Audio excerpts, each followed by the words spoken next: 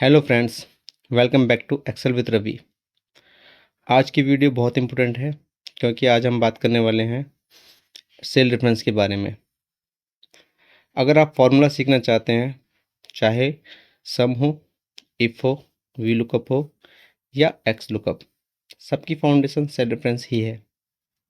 इस वीडियो के एंड तक आप समझ जाएंगे सेल रेफरेंस क्या होता है, एक्सेल सेल को आइडेंटिफाई कैसे करता है, फॉर्मूला में सेल रेफरेंस का यूज़ कैसे होता है और प्रैक्टिकल एग्जांपल के साथ इसे यूज़ कैसे करें। तो चलिए शुरू करते हैं। सेल रेफरेंस क्या होता है? सबसे पहले एक सिंपल क्वेश्चन, एक्सेल को कैसे पता चलता है कि डेटा किस सेल में है? इसका आंसर है सेल रेफरेंस। एक्सेल वर्कशीट में हर सेल का एक यूनिक एड्रेस होता है। ये एड्रेस दो चीज़ों से मिलकर बनता है। First, column name, second, row number.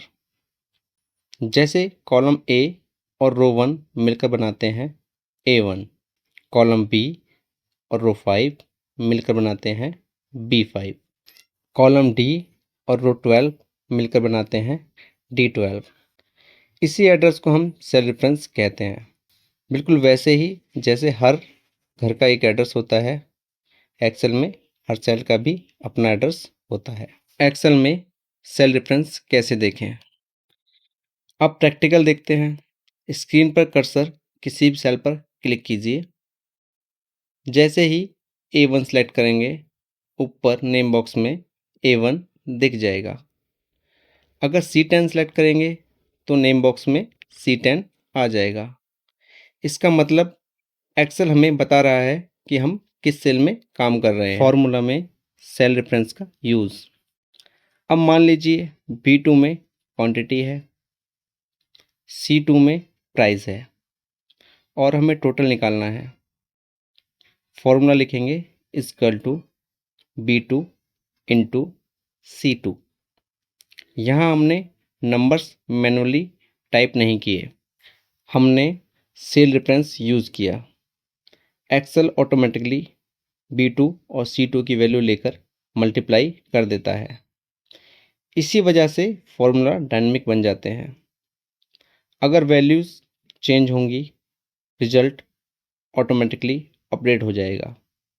ये सेल रेफरेंस का सबसे बड़ा advantage. Manual number versus cell reference. एक फॉर्मूला लिखते हैं इक्वल टू 10 इंटू 200, रिजल्ट आएगा 2000।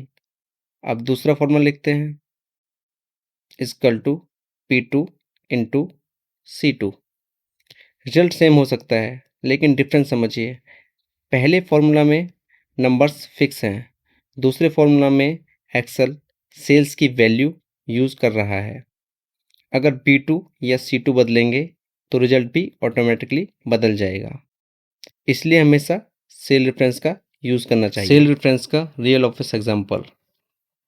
सपोज आपके पास सेल्स रिपोर्ट है।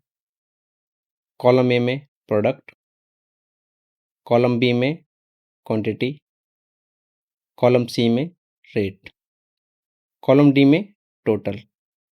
फॉर्मूला होगा equal to B2 into C2। अब इस फॉर्मूला को नीचे ड्रैग कर दीजिए। हर रो का टोटल ऑटोमेटिकली कैलकुलेट हो जाएगा। अगर किसी प्रोडक्ट की क्वांटिटी या रेट चेंज होता है तो टोटल भी इंस्टेंटली अपडेट हो जाएगा।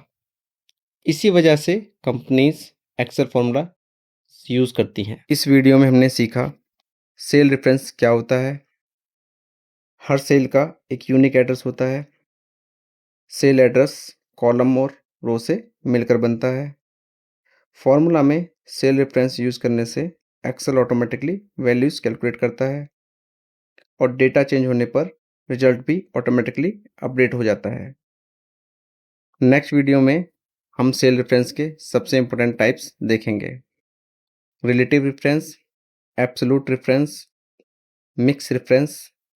ये 3 कॉन्सेप्ट हर एक्सेल यूजर के लिए बहुत इंपॉर्टेंट है, इसलिए नेक्स्ट वीडियो बिल्कुल मिस मत करिए। अगर वीडियो यूजफुल लगी हो तो लाइक ज़रूर करिए। चैनल एक्सेल विद रवि को सब्सक्राइब करिए और बेल आइकन दबाना मत भूलिए। मिलते हैं नेक्स्ट वीडियो में। Thank you.